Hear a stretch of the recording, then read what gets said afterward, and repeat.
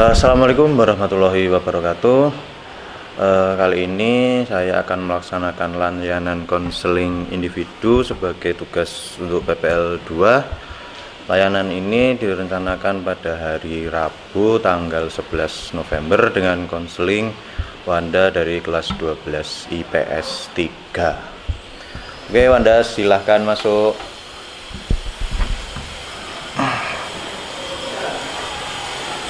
Selamat pagi Wanda. Pagi juga Pak Asin. Gimana kabarnya hari ini? Alhamdulillah baik. Alhamdulillah. Sudah sarapan kan? Sudah. Sebelum kita memulai layanan konseling, seperti yang sudah kita rencanakan sebelumnya, Bapak mau tanya, kamu kan kemarin itu ikut diklat ya? Jadi panitia apa jadi peserta? Jadi panitianya. Panitianya. Kira-kira jadi panitia itu tugasnya kayak gimana sih? Oke, kebetulan saya jadi ketua pelaksana. Yang pastinya tugas ketua pelaksana yaitu menghandle semua si bidangnya. Dari mulai bidang kiat, sekretaris, juga semua yang menghandle dari ketua pelaksana yang mengawasi. Jadi semuanya yang handle kamu ya? Iya. Waduh, luar biasa. Kamu kan juga di sini sebagai murid, sekaligus banyak kegiatan. Kira-kira ganggu nggak sih menurut kamu? Kalau dibilang ganggu, pasti ganggu Pak. Karena biasanya tabrakan dengan jadwal kelas, juga tugas-tugas. Karena saya juga biasanya suka ngerjainnya itu pas waktu deadline, jadi ya kejar waktu, benar-benar kejar waktu. Oh, jadi kamu misalnya pas mepet gitu ya? Iya. Emang kenapa harus mepet kayak gitu? Kalau menurut saya lebih tertantang aja. Oh, lebih tertantang. Iya, lebih semangat. Walaupun tugasnya banyak, pasti ngerjainnya waktu deadline. Oh, lalu deadline ya. Nah, kalau misalnya kamu pernah nyoba nggak kalau misalnya dapat tugas itu nggak selalu deadline? Misalnya kalau dikasih tugas 1 minggu, kamu mengerjakan pada hari pertama. Pernah nggak kayak gitu? Pernah. Pernah. Ya, biasanya kalau di kelas, kalau lagi gabut, saya kerjain di kelas. Kira-kira perbandingan hasilnya bagusan yang teratur atau yang deadline? Hasil pekerjaan. Hasil yang teratur. Iya. Tergantung juga dari mapelnya. Kalau mapelnya. Misalkan matematika, ekonomi itu biasanya lebih awal ngerjainnya. Soalnya kan lebih banyak perhitungannya. Gitu. Jadi mungkin yang susah dikerjakan terlebih dahulu. Iya. Terus yang mungkin yang agak-agak gampang, ya nanti deadline gitu aja. Iya. Oke. Kenapa? Oh, mungkin gini. Sebelum kita mulai kan kemarin kamu bilang ke Pak Asin masalahnya, Pak saya itu suka nunda-nunda pekerjaan. Jadi harusnya bisa saya kerjakan sekarang, terus saya tunda besok.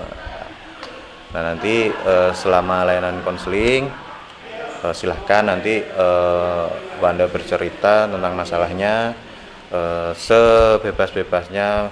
Kenapa kok bisa menunda-menunda pekerjaan, kenapa nggak harus dikerjakan sesuai jadwal.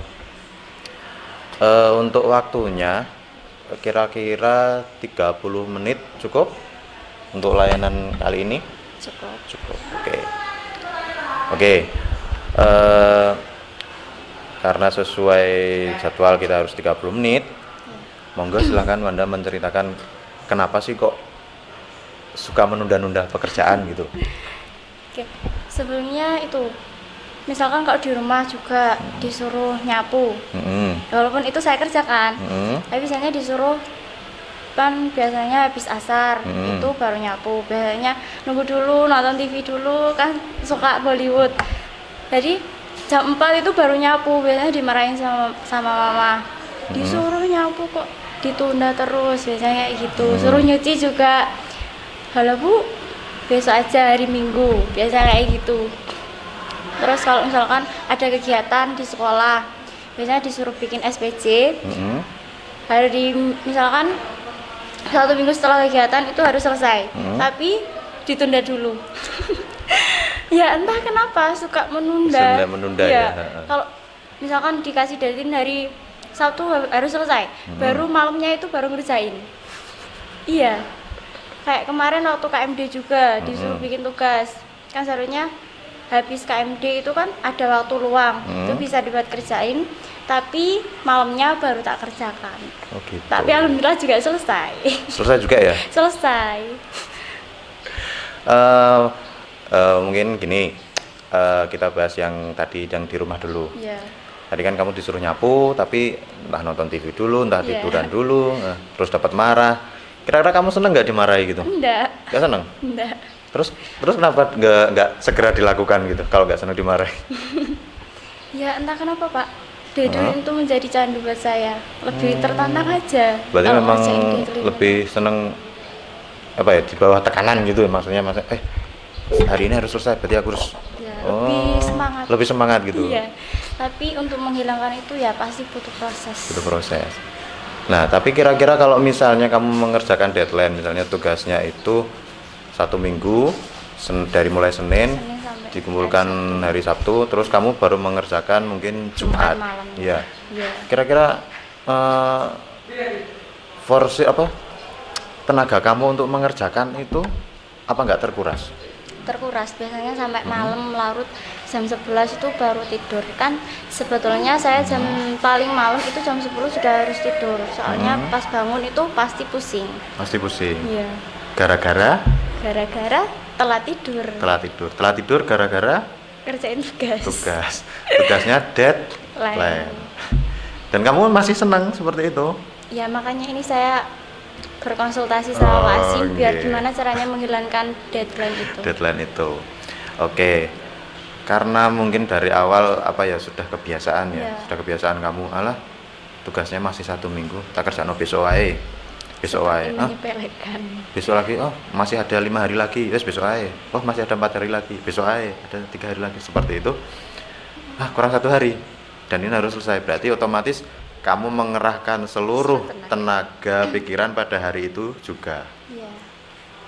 Yang biasanya mungkin santai-santai sih, terus tiba-tiba dek hari itu langsung biar selesai.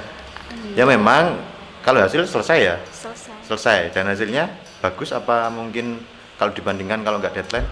Ya lebih bagus kalau nggak deadline. Nggak deadline. Tapi kamu senangnya yang Deadline. Aneh. Aneh ya. Aneh memang. Ini kalau kamu tahu hasilnya mungkin lebih bagus yang nggak deadline, yang sudah terjadwal, Iya. mungkin bisa dibiasakan. Oh ternyata hasil deadlineku kok seperti ini, terus dibandingkan aja. Loh, dulu saya nggak deadline, hasilnya kok lebih bagus. Nah itu bisa jadi faktor pertama. Dan yang kedua adalah ketika kamu deadline, kamu kan mengeluarkan seluruh tenaga pikiran upaya segala biar selesai pada 1 hari itu tok, 1 hari itu aja.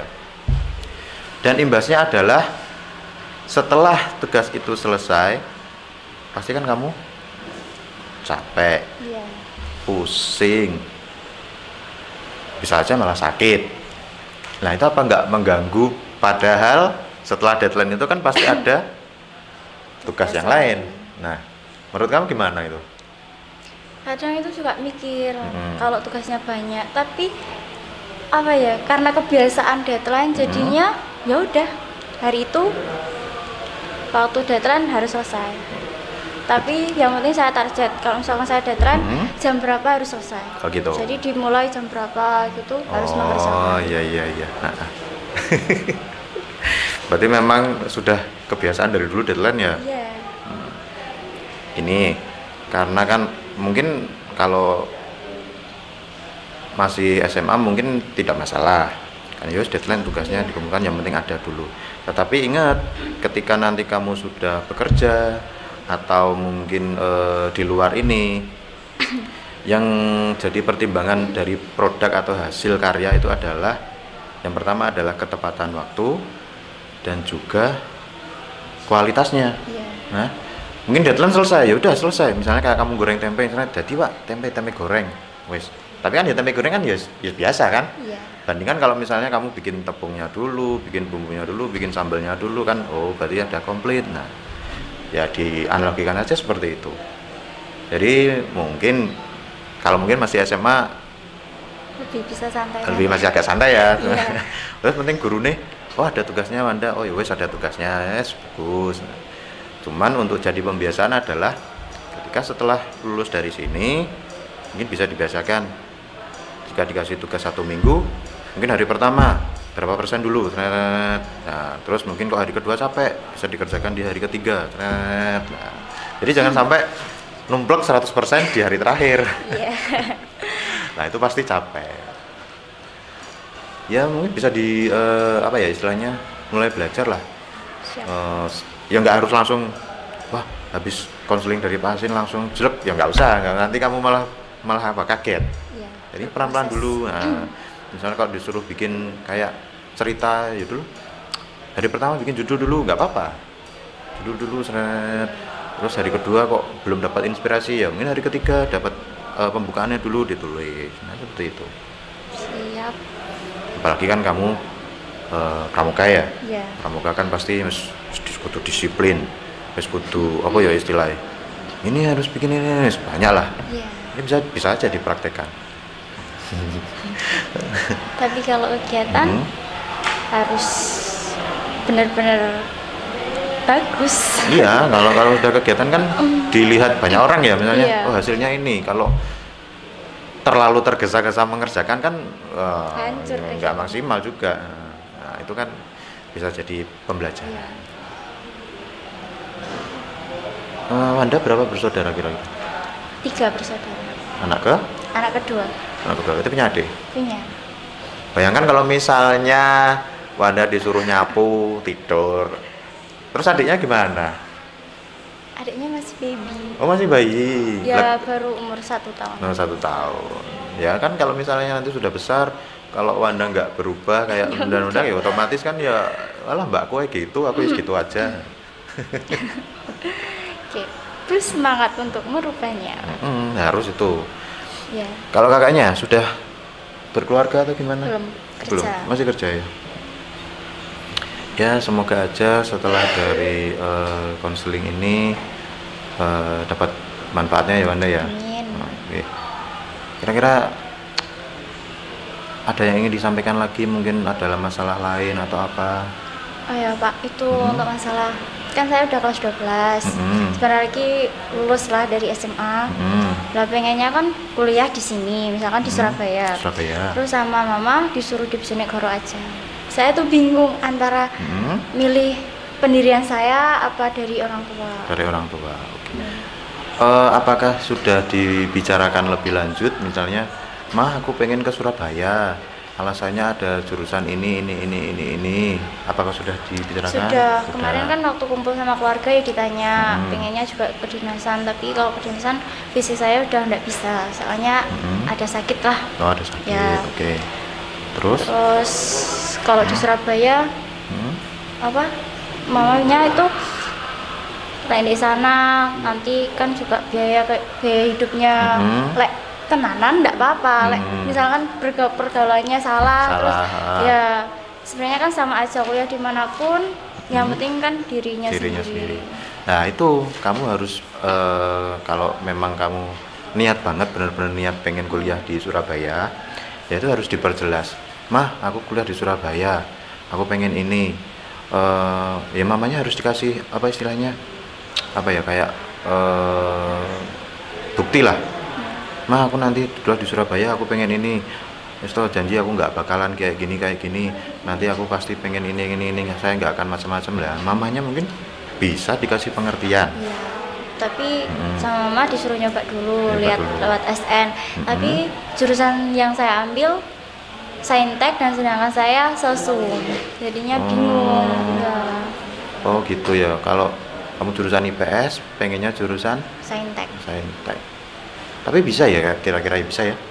Bisa, tergantung dari universitasnya. Ya udah, kalau memang bisa ya dicoba aja, nggak apa-apa. Siapa tahu lolos, kan rezeki kamu juga. Nah kalau memang kamu sudah segala upaya yang diusahakan sama mama tapi kok nggak berhasil, tetap ya sudah, karena yang utama adalah restu orang tua. Iya. Mau sesukses apapun kamu, tapi kalau orang tua kok nggak hatinya kurang ridho, itu juga nggak bikin nyaman. Meskipun kamu kok di dekat rumah tapi orang tua seneng, orang tua bangga, itu juga bagus nanti hasilnya. Nyoba duanya. Yang penting mamanya diyakinkan dulu, "Ma, aku mau di Surabaya." "Wes to, Ma, aku gak ngarah iku, gak ngarah aneh-aneh, wes to, aku mau kuliah yang bener." Nah, wis diyakinkan aja. Tapi yang meyakinkan jangan, "Gak mau, Ma, aku pokoknya nang Surabaya, nek gak nang Surabaya aku gak mau kuliah." Oh, jangan kayak gitu. Disikat sama Lah mama. iya. Gak kuliah ya wes. Gak kuliah ya wes. Tak nikahno wae apa piye lah, ini malah.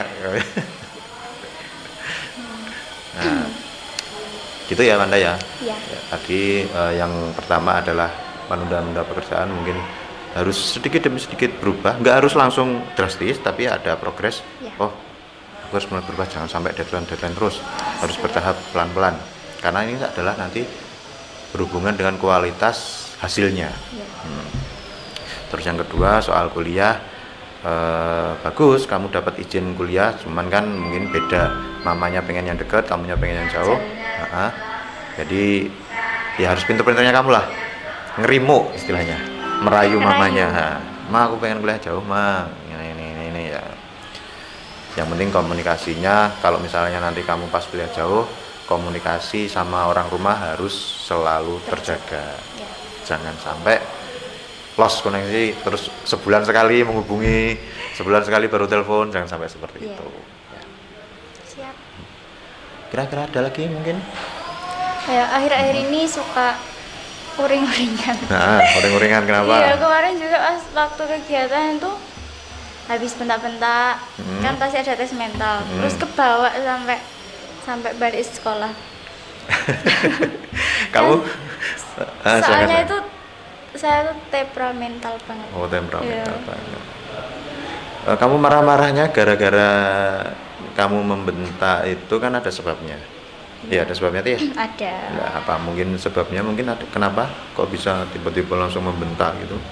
Kalau kemarin tuh kan waktu safari camp kan pasti ada anti-tes mental. Itu juga ada masalah dari Dewan Ambalan yang kelas 10 sama 11. Nah, itu saya tuangkan di sana. Terus satu balik ke SMA juga ya ada kesalahan kecil, tapi saya langsung marah-marah gitu ya. banget. Pas kondisi itu mungkin kamu capek nggak? Capek. Nah, itu.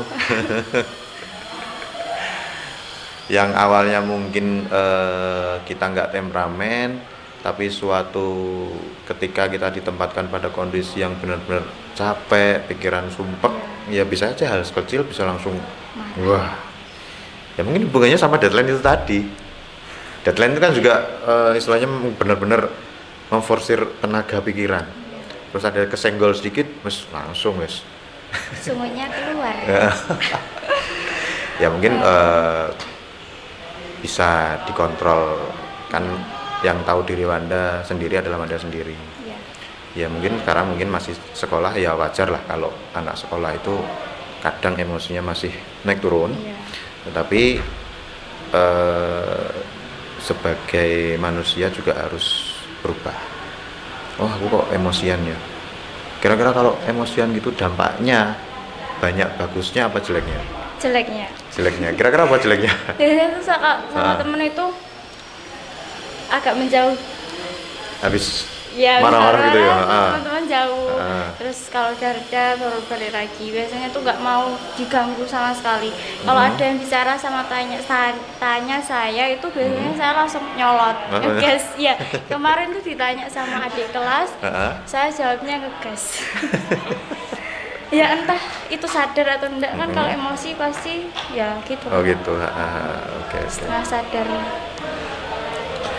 Ya mungkin ini Wanda, karena ya itu tadi, mungkin gara-gara mungkin kamu terlalu banyak beban pikiran kerjaan. Nah, di samping kamu sebagai siswa juga harus belajar, tugas dari guru banyak, PR macam-macam, harus daring, harus ini, terus tugas dari kegiatan di pramuka juga banyak.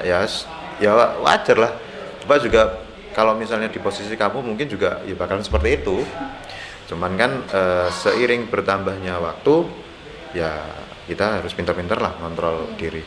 Kita harus mikir, ketika aku marah, oh pasti kan marah gak sekali toh. Dulu kan pasti juga pernah, oh dulu aku pernah marah ya, aku pernah ngomong gini-gini, ternyata kok hasilnya jelek. Ya dipikir lagi, ini nek tak baleni lagi, tak ulang lagi, hasilnya pun akan sama. malah akan lebih parah, makan akan dicap, alah Mbak Wanda serengenan, Mbak Wanda pemarah, malah dapat label seperti itu kan juga nggak nyaman kan ya. Kita mau mau deket sama yang lain kan agak, alah kok lang serengen, kok lang marah lagi kan seperti itu ya. Jadi Wanda sebagai ketua DA ya, ya tapi ketua DA sudah pernah. Nggak apa-apa, masih kan pernah lah ya. Itu harus istilahnya sebagai leader juga harus bisa mengontrol ya, mengontrol emosi, mengontrol ucapan. Nah, ini sebagai istilahnya kan leader harus sebagai contoh yang lain, anggota yang lain. Oke, Anda ada lagi mungkin yang ingin disampaikan, atau mungkin Pak Asin Pak masih bingung untuk yang ini, monggo boleh, nggak apa-apa. Apa ya? Tuh juga terkadang itu ada rasa males. Iya, males itu pasti ada, tapi ya kalau kebiasaan kan tidak baik. Ya males itu manusiawi sih, relatif juga. Ketika kita banyak beban pikiran, ya apalagi kita sudah mentok lah istilahnya, ya males itu dianggap aja itu reward. Yalah males-malesan sebentar, gak apa-apa wes, daripada kemarin sudah kenceng, sudah ngoyo, sekarang tiduran. Tetapi ingat, malas itu jangan dijadikan sebagai kegiatan utama. Rajinnya sehari, malesnya berhari-hari, itu yang nggak boleh.